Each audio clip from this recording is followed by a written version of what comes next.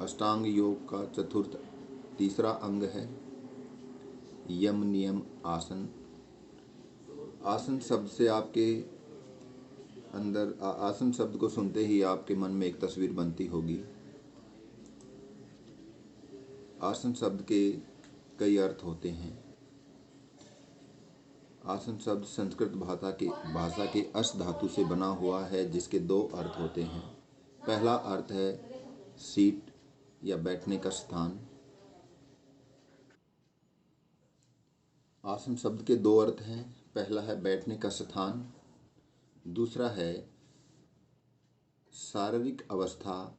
शरीर, मन और आत्मा जब एक संग और शिथिल हो जाते हैं, उससे जो सुख की अनुभूति होती है वह स्थिति आसन कहलाती है।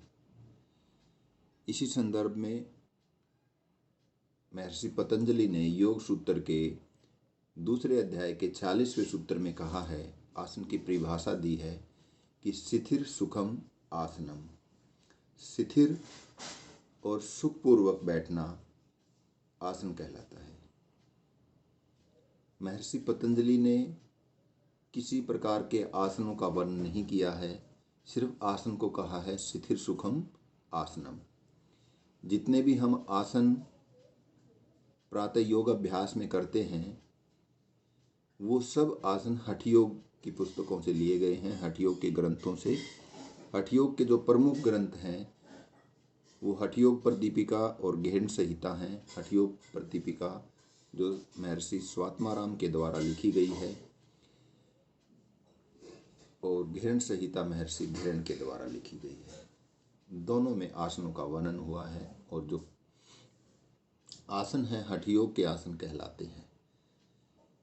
आसन के बारे में महर्षि पतंजलि आगे कहते हैं कि प्रियतन शैतल्य। जब ये आसन शिथिर सुखम आसनम हमारा लग जाता है और फिर हम उस परमात्मा में ध्यान लगाते हैं, तो क्या उन्होंने सिद्धि इसकी कैसे बताई है कि प्रियतन शैथल्य अनंत समापत्ति भ्याम, कि प्रियतन के अंदर शिथिलता आ जाए, प्रियतन करना हमारा रुक जाए, हमें प्रियतन प्रयास करने की आवश्यकता न हो।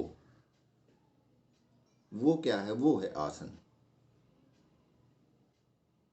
और फिर जब प्रयास करने में शिथिलता आ जाए, आपकी प्रयास न करना पड़े, और फिर उस जो अनंत समापत्ति भ्याम, समापत्ति होती है समाधि,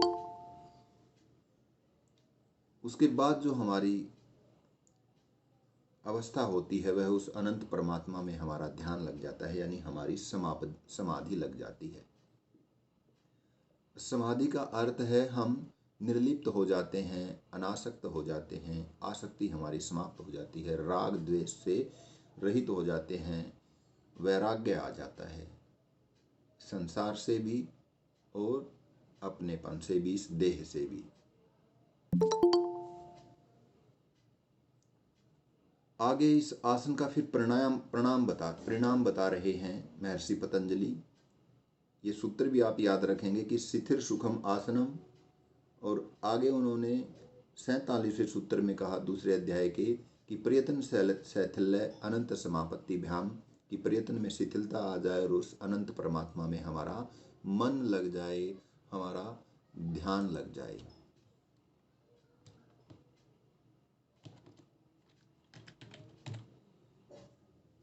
आसन के बाद आसन का परिणाम बताते हुए कहते हैं दूसरे अध्याय के 48वें सूत्र में कि ततो द्वंद अभिघानात्। ततो यानी तब, कब? जब हमारा आसन शिथिल और सुखपूर्वक लग गया, प्रयत्न में शिथिलता आ गई, इस अनंत परमात्मा में ध्यान लग गया, तो तब क्या हुआ? द्वंद अभिघानात्, द्वंद्वों से लड़ने की शक्ति, सामर्थ्य हमारे अंदर आ जाता है। उस आसन की सिद्धि से गर्मी, सर्दी आदि द्वंद्व, हमें आदि कहा तो इसके साथ में सर्दी, गर्मी, भूख, प्यास, इस तरह के सुख दुख, कैसी भी सिचुएशन हो, आपको वो आघात नहीं लगता उनसे, वो आपको नुकसान नहीं, आपकी स्थिति को, आपकी मन स्थिति को वो उद्वेलित नहीं करते। आप उस अवस्था में भी, द्वंद्वों की स्थिति में भी आप शांत और शिथिल मन से कार्य करते हैं, क्योंकि आप एक तरह से अनासक्त हो चुके हैं, निर्लिप्त हो चुके हैं, आप आत्म साक्षात्कार कर चुके होते हैं उस समय। और आपने भी देखा होगा कि हम प्रातःकाल भी योगाभ्यास में भी ये बात आप महसूस भी कीजिएगा कि जब तक आपका आसन सुखपूर्वक नहीं लगेगा ना, आप आगे की जो कड़ी है प्राणायाम, वो प्राणायाम आप अच्छे से नहीं कर पाएंगे।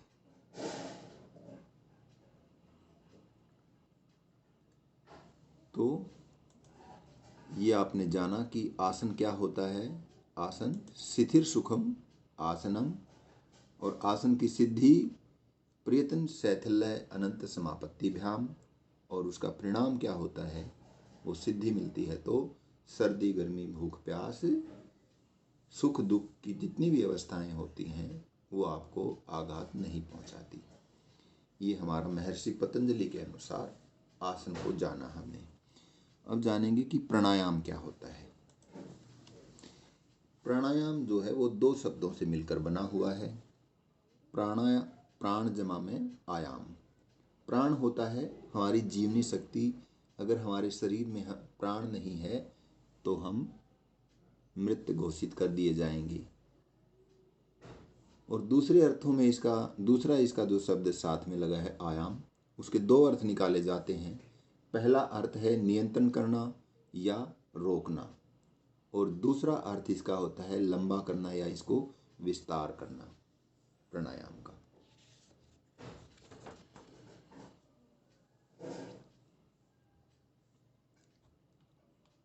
अब प्राणायाम क्या होता है, इसकी परिभाषा महर्षि पतंजलि ने दी है दूसरे अध्याय के 49वें श्लोक में। क्या कहते हैं, तस्मिन् सति। अब तस्मिन् सति जो है इसका अर्थ है कि उसकी सिद्धि हो जाने पर। किसकी सिद्धि हो जाने पर? जो हमने ऊपर पढ़ा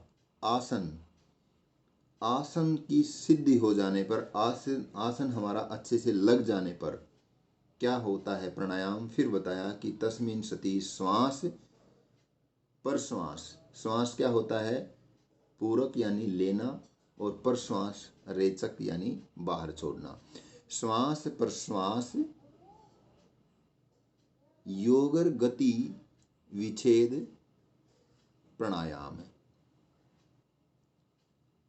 कि श्वास और प्रश्वास की गति में स्वाभाविक रूप से विच्छेद करना, यानी उसको रोकना, उसको अपने अकॉर्डिंग चलाना और छोड़ना, श्वास को अपने अकॉर्डिंग लेना और छोड़ना प्राणायाम कहलाता है। और यही हम करते हैं प्राणायाम में।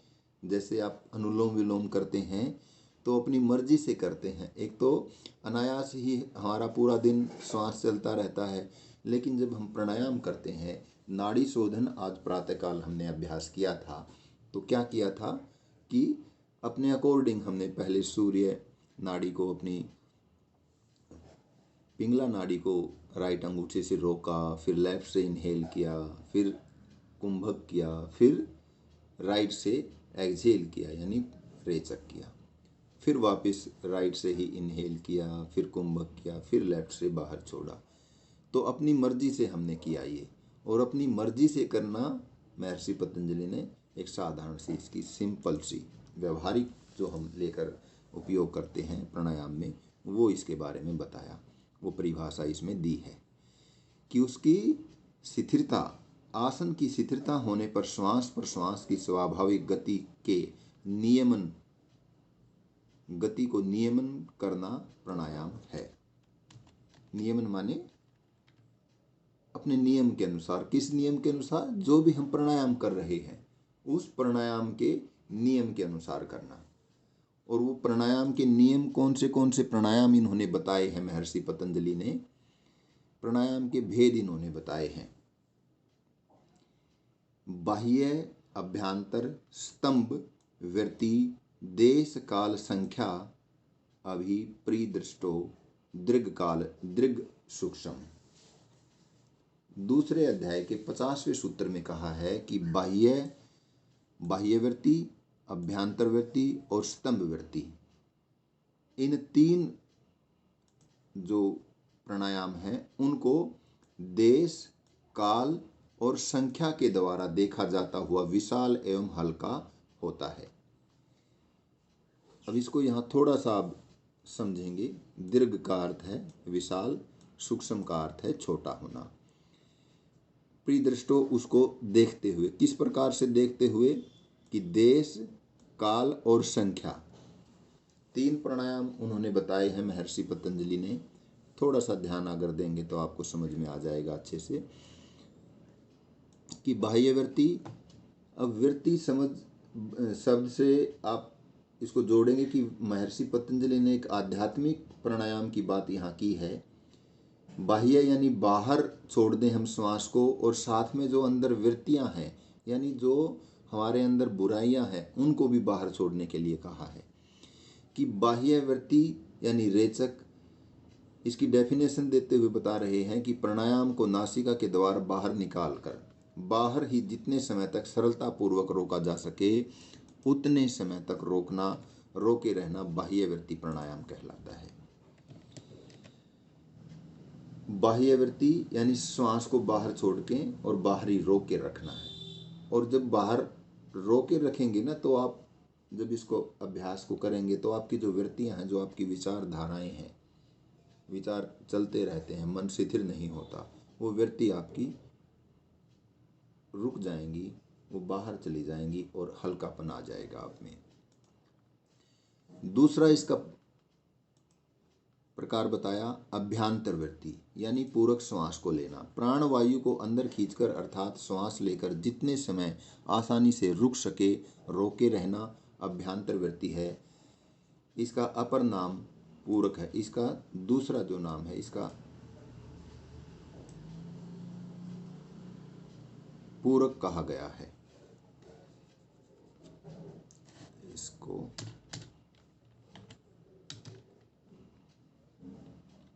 पूरक कहा गया है। इसके बाद है हमारा तीसरा स्तंभ वृत्ति। अब जब आप श्वास को बाहर रोकने का भी अभ्यास हो गया, अंदर रोकने का भी अभ्यास हो गया, और हमारे ऋषियों ने, हमारे गुरुओं ने ये भी बताया है, आचार्य बलवीर जी हमें बताते थे, वो बहुत अभ्यास करवाते थे इसका बाह्य वृत्ति का, कि पहले जो अभ्यासी होता है शुरुआत में उसको बाह्य वृत्ति करना चाहिए। अभ्यांतर वृत्ति कब करना चाहिए? जब बाह्य वृत्ति हमारा सिद्ध होने लगे, कि कम से कम आप श्वास को बाहर रोकने में आपकी सिद्धि प्राप्त हो जाए। 1 मिनट से ज़्यादा, 1 मिनट 1.5 मिनट तक आचार्य जी रोक लेते हैं। अभी भी आचार्य बलवीर जी 1.5 मिनट तक श्वास को बाहर रोक के रख लेते हैं। इतना उनका अच्छा अभ्यास है। 1 मिनट से ज़्यादा तो 1 मिनट 20 सेकंड तक तो हम भी पहुंच जाते थे। लेकिन इसे करना होता है गुरु के निर्देशन में ही, क्योंकि अगर किसी को पहले से ही हृदय की प्रॉब्लम है और उसने बाहर ज़्यादा देर रोक लिया तो प्रॉब्लम हो सकती है, या और कोई प्रॉब्लम है ऐसी, तो ये गुरु के सानिध्य में ही आप किसी भी अभ्यास को करेंगे। अभ्यांतर वृत्ति यानी अंदर श्वास को रोककर अपनी शक्ति, अपने सामर्थ्य के अनुसार अंदर ही रोके रखना, और साथ में इसमें बंधों का भी प्रयोग किया जाता है, कि जो बंध होते हैं कि कौन से, जैसे बाह्य वृत्ति होता है तो उसमें 3 बंध लग जाते हैं, मूल बंध भी, उद्यान बंध भी और जालंधर बंध भी। अभ्यांतर पूरक के अंदर, अभ्यांतर वृत्ति प्राणायाम के अंदर सिर्फ मूल बंध और जालंधर बंध लगते हैं। अब आ गया स्तंभ वृत्ति। स्तंभ के अर्थ से ही आप जान लें कि स्तंभ एक पिलर को कहते हैं। इसमें जो हमारी अवस्था हो जाती है वो एक स्तंभ के समान शिथिल हो जाती है। इसकी परिभाषा में लिखते हैं कि श्वास पर श्वास दोनों गतियों के अभाव को, प्राण को जहां का तहां रोक देना कुंभक प्राणायाम है, यानी स्तंभ है। कुंभक का अर्थ क्या होता है? रोकना होता है ना। जब हम आज भी जैसे हमने प्राणायाम किया था नाड़ी शोधन, तो उसमें श्वास इनहेल करने के बाद हम कुंभक लगा रहे थे, तो ये वही कुंभक है श्वास को रोकने का। श्वास प्रश्वास दोनों गतियों के अभाव से प्राण को जहाँ का तहाँ रोक देना कुंभक प्राणायाम है। प्राणवायु सजगता पूर्वक बाहर निष्कासित हुआ हो अर्थात जहाँ भी हो वहीं उसकी गति को सहजता से रोक देना चाहिए, स्तंभ वृत्ति प्राणायाम कहलाता है। अब इसके बारे में आपको हम बताएं कि जैसे अभी हम इसका अभ्यास करें तो श्वास जैसे जहाँ भी हमारा चल रहा है, अब श्वास अगर हम बाहर छोड़ रहे हैं तो वहीं हम रोक दें। आपने एक गेम खेला होगा ना कि बचपन में हम कहते थे कि स्टैचू, कि जहाँ है वहीं, जहाँ के तहाँ वहीं रुक जाते थे उसी पोस्चर में। तो ये स्तंभ वृत्ति वैसा ही प्राणायाम है कि आप जहाँ हैं वहीं रुक गए। श्वास अगर बाहर जा रहा है तो वहीं रोक दिया, स्तंभ वृत्ति स्टार्ट। और वहीं से आप इतनी सहजता से रोकते हैं कि जब श्वास दोबारा से चलने लग जाए स्वतः ही, फिर इसको अभ्यास को फिर करते हैं, वहीं फिर रोक देते हैं। स्तंभ वृत्ति प्राणायाम आपको समझ में आ गया होगा अच्छे से। अब इसका महर्षि पतंजलि ने चौथा जो प्राणायाम बताया है वो बताया है बाह्य अभ्यांतर विषय अक्षेपी चतुर्थ है, दूसरे अध्याय के 51वें सूत्र में।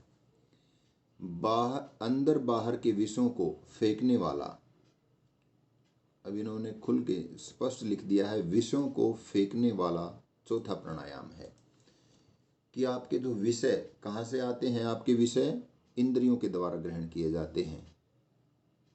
आप इनको महसूस कर सकते हैं कि जो भी आप पढ़ रहे हैं, देख रहे हैं, सुन रहे हैं, वो आप इंद्रियों से ग्रहण कर रहे हैं। जिसको ग्रहण कर रहे हैं वो कौन सी इंद्रियां हैं? ज्ञानेंद्रियां हैं, ज्ञान प्राप्त हो रहा है जिनसे।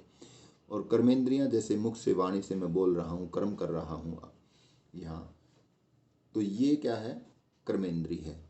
कर्मेंद्री और ज्ञानेंद्रियां। अंदर बाहर के विषयों को फेंकने वाला चौथा प्राणायाम है बाह्य अभ्यांतर प्राणायाम पूरक, अर्थात इनका पूर्ण अभ्यास होने पर प्राणायाम की अवस्था विशेष पर विजय करने के क्रम से दोनों पूर्वोक्त प्राणायामों की गति का निरोध हो जाता है, तो यह प्राणायाम होता है। अब इसमें जब इसका अभ्यास करते हैं तो आचार्य जी ने कैसे करवाया था कि जैसे हमने बाह्य अभ्यांतर किया, श्वास को बाहर छोड़ के हम बैठे हैं। जब श्वास अंदर आने को हो तो फिर से बाहर छोड़ दिया, फिर अंदर आने को हुआ, फिर से बाहर। ये क्या होगा? बाह्य अभ्यांतर विषय अक्षेपी, जो विषय है ना उनका अक्षेप करना है। अगर अंदर जाने को कह रहा है तो अंदर नहीं जाने देंगे, उसके विरुद्ध उसको फिर से विषय को फिर बाहर फेंकने वाला है, उसको फिर से बाहर छोड़ेंगे। अगर अंदर भर के रखा है, बाहर जा रहा है, अंदर रोक रखा है आपने, बाहर जाने को फिर से अंदर और भर लेंगे, फिर बाहर जा रहा है। तो यानी सामर्थ्य के अनुसार हम 2 या 3 बार फिर उसको अंदर रोकते हैं और फिर जो प्राणायाम बनता है, जो सिद्धि बनती है, उसे बाह्य अभ्यांतर विषय अक्षेपी प्राणायाम हम कहते हैं। तो 4 प्रकार के प्राणायाम इन्होंने बताए। इन प्राणायामों का फल भी महर्षि पतंजलि ने बताया है। क्या फल बताते हैं महर्षि पतंजलि इसका? कि महर्षि पतंजलि कह रहे हैं कि दूसरे अध्याय के, ये 51वां था, 52वां है, वो मैं लिख नहीं पाया इसमें। वहाँ कहते हैं महर्षि पतंजलि की तत्सीयते प्रकाश आवरणम, तत्सीयते प्रकाशा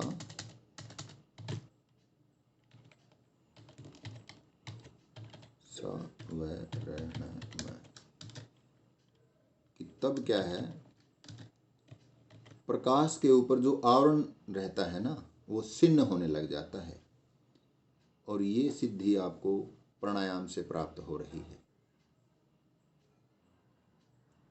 क्या होगा कि जब इसका अभ्यास दृढ़ होने लगेगा ना, तो हमारे प्रकाश क्या है? ज्ञान।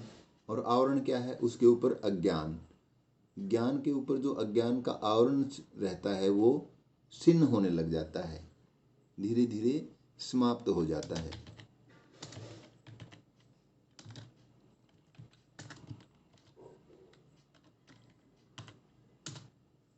एक तो उन्होंने ये बताया, दूसरा उन्होंने बताया है कि प्राणायाम करने से क्या लाभ मिलता है।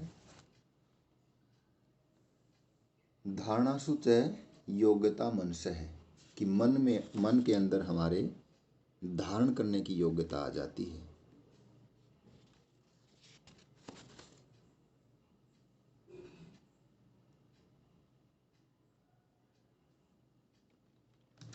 धारणासु च योग्य मनस्य।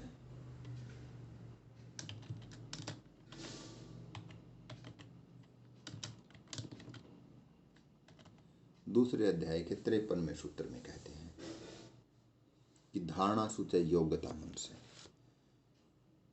अब धारणासु क्या है कि जैसे हम ध्यान लगाते हैं, अब थोड़ा सा फ्लैशबैक में जाइए कि जब हम सुबह योग निद्रा करते हैं तो आप अपने आप को डायरेक्शन देते हैं, या कभी वो क्लास आपने ज्वाइन की हो जिसमें हमने ध्यान का सेशन रखा हो, तो आप अपने आप को डायरेक्शन देते हैं।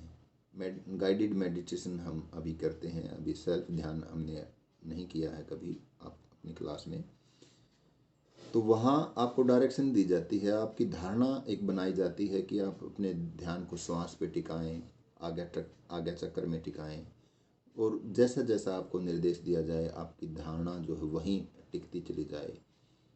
और जिसकी नहीं टिक रही है तो उसको क्या करना चाहिए? प्राणायाम करना चाहिए। प्राणायाम का ये फल है, धारणा सुच योग्यता मन से, कि मन के अंदर धारण करने की योग्यता आ जाती है। ये हमने पढ़ा आसन और प्राणायाम।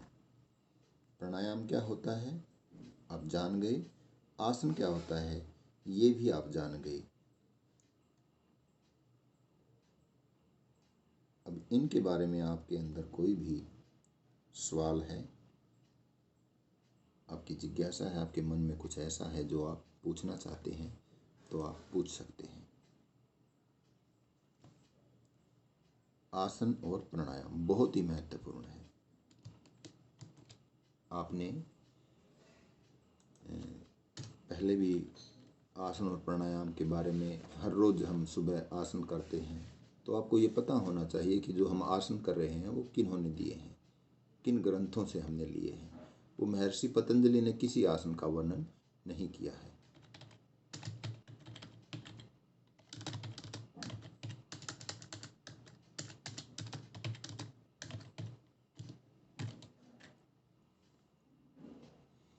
इन 2 सूत्रों में प्राणायाम का फल बताया।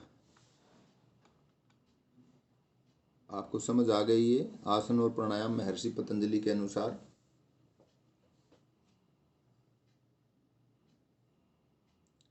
Yes sir.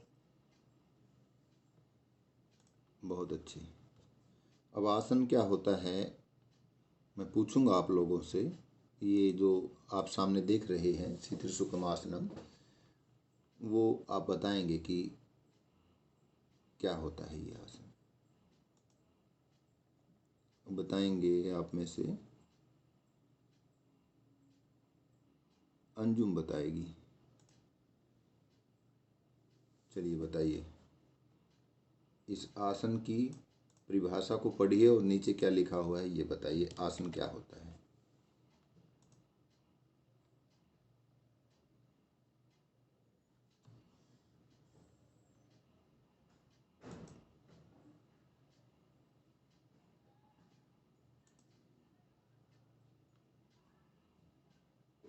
अंजुम नहीं है यहाँ, सुमित बताएंगे। सुमित,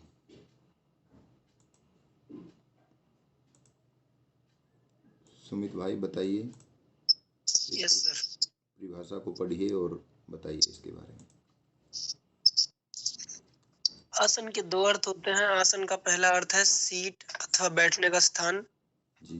दूसरा अर्थ शारीरिक अवस्था, शरीर, मन और आत्मा जब एक साथ स्थिर होकर बैठती है एवं सुख की अनुभूति होती है, वह स्थिति आसन कहलाती है।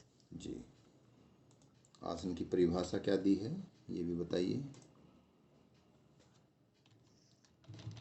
ये जो लिखा हुआ स्थिर है, और हाँ स्थिर और सुख पूर्वक बैठना आसन कहलाता है। जी, इसका भी उच्चारण कीजिए, शिथिर सुखम आसनम। स्थिर सुखम आसनम। बिल्कुल, बहुत अच्छे। अभी नेक्स्ट कौन पढ़ेगा इसको?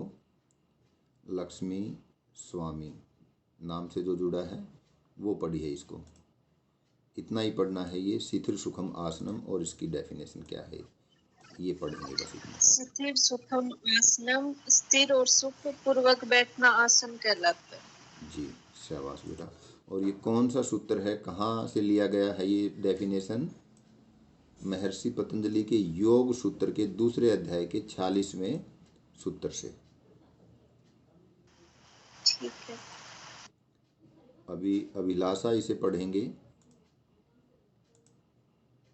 स्थिर सुखासनम सुखमासनम, स्थिर और सुख पूर्वक बैठना आसन कहलाता है। शाबाश, ये भी पढ़ दीजिए। प्रयतन शैथिल्य अनंत समापत्ति भ्याम।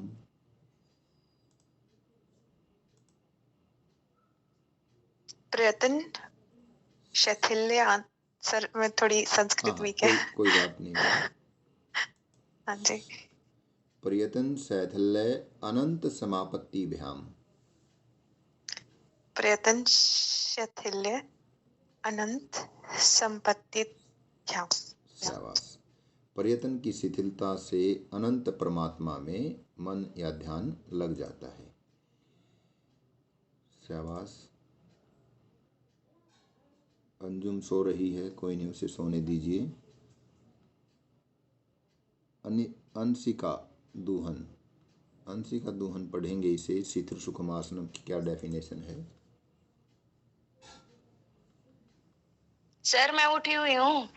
अरे शाबाश, उठी हुई तो पढ़ दीजिए।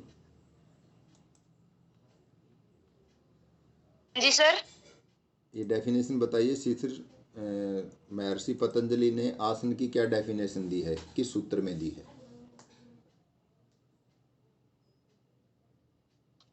शिथिर सुखमा आसनम, शिथिर और सुख पूर्वक बैठना आसन कहलाता है। शाबाश, अरे सच में जग रहे हैं तो आप, बहुत अच्छे। अभी बताइए अंशिका दूहन, पढ़िए इसको। स्थिर सुखम आसनम, स्थिर और सुख पूर्वक बैठना आसन कहलाता है। ये पतंजलि जी ने अपने योग सूत्र के दूसरे अध्याय के 46वें सूत्र में बताया है। जी, अब ये और बता दीजिए बहन की योग सूत्र के 48वें सूत्र में क्या कहा है? ततो द्वंद्व नाभिघातः, उस आसन की सिद्धि से जाड़ा गर्मी आदि द्वंद्वों को आघात नहीं लगता। शाबाश। कि आसन का परिणाम क्या होता है कि ततो द्वंद्व अभिघानात। द्वंद्व क्या होते हैं? सर्दी गर्मी, भूख प्यास, सुख दुख, ये जो भी उतार चढ़ाव हमारे आते हैं जीवन में, उनसे लड़ने की शक्ति आ जाती है। वो हमें आघात नहीं पहुंचाते, हमें नुकसान नहीं पहुंचाते। वो आगे है प्राणायाम। प्राणायाम कितने प्रकार का बताया उन्होंने, बताइए बोल के सभी। 4 प्रकार का। 4 प्रकार का प्राणायाम के बारे में महर्षि पतंजलि बताते हैं। अभी इसके बारे में जो भी अभी बोले थे, रवि भाई बोले शायद, ये डेफिनेशन आप पढ़िए। प्राणायाम 2 शब्दों से मिलकर बना है, ये डेफिनेशन पढ़ के सुनाइए। प्राणायाम 2 शब्दों से मिलकर बना है, प्राण प्लस आयाम। प्राण का अर्थ है जीवन शक्ति और आयाम का अर्थ है नियंत्रण करना या रोकना, तथा दूसरा लंबा या विस्तार करना। बहुत अच्छे। अभी इसकी जो डेफिनेशन महर्षि पतंजलि दे रहे हैं, वो कह रहे हैं कि तस्मिन सति, कि उसकी आसन की शिथिलता हो जाने पर। पहले उन्होंने कहा कि ऐसे ही प्राणायाम सिद्ध नहीं होगा। प्राणायाम सिद्धि के लिए उन्होंने पहले ऊपर वाले से जोड़ दिया है कि अगर आपका आसन शिथिल सुखपूर्वक लग गया, आप आपका प्रयत्न की शिथिलता आ गई, प्रयत्न शैथिल्य अनंत समापत्ति व्यायाम हो गया, और द्वंद्वों से सहने की ततो द्वंद अभिघानात। जब ये ऊपर वाले 2 श्लोक बताए ना, जो ये होंगे, ये 46वां और 47वां सिद्ध होगा तो द्वंद से अभिघानात हो जाएगा, द्वंद सहने की सामर्थ्य आ जाएगी। और फिर ये तीनों ऊपर वाले हो जाएंगे तो आपके अंदर श्वास पर श्वास योगर गति विच्छेद है प्राणायाम कि श्वास पर श्वास की जो है ना गति को आप अपने स्वाभाविक रूप से अपने आप उसको नियमित कर पाएंगे। कैसे नियमित कर पाएंगे कि जैसा भी आप जो भी आप प्राणायाम कर रहे हैं, जो भी आगे प्राणायाम का इन्होंने वर्णन भी किया है। प्राणायाम इन्होंने 4 प्रकार के बताए हैं। कौन से हैं? बाह्यवृत्ति, बोल के बताइए। बाह्यवृत्ति, बाह्यवर्ती रेचक, आभ्यंतरवर्ती पूरक, स्तंभवर्ती कुंभक, और एंड चौथा है हमारा बाह्य अभ्यंतर प्राणायाम। विषय आक्षेपी प्राणायाम। बाह्य अभ्यंतर विषय आक्षेपी चतुर्थ है। ये इन्होंने 4 प्राणायाम बताए हैं। इनकी डेफिनेशन बड़ी ही आसान इन्होंने दी है।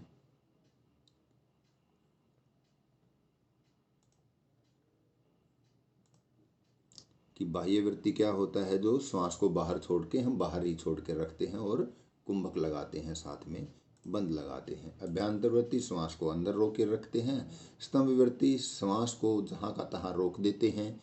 और बाह्य अभ्यंतर विषय आक्षेपी बाहर को बाहर, अंदर को अंदर रोक के रखते हैं। जब बाहर जाने को हो तो अंदर लेते हैं वापस, और जब फिर अगर बाहर का लगा रखा है हमने, बाह्य वृत्ति लगा रखा है, तो बाहर से वापस जब अंदर आ रहा है तो फिर बाहर छोड़ देते हैं। ये है। कल जो हम इन्हीं तीनों प्राणायामों को, 4 प्राणायामों का अभ्यास करेंगे प्रातः योग कक्षा में, और इसके फलों के बारे में भी बताया है कि हमारे अंदर प्राणायाम जब सिद्ध होता है तो कि तत्सीयते प्रकाश आवरणन और धारणा सुतय योग्यता मन से, कि मन में धारण करने की योग्यता आ जाती है।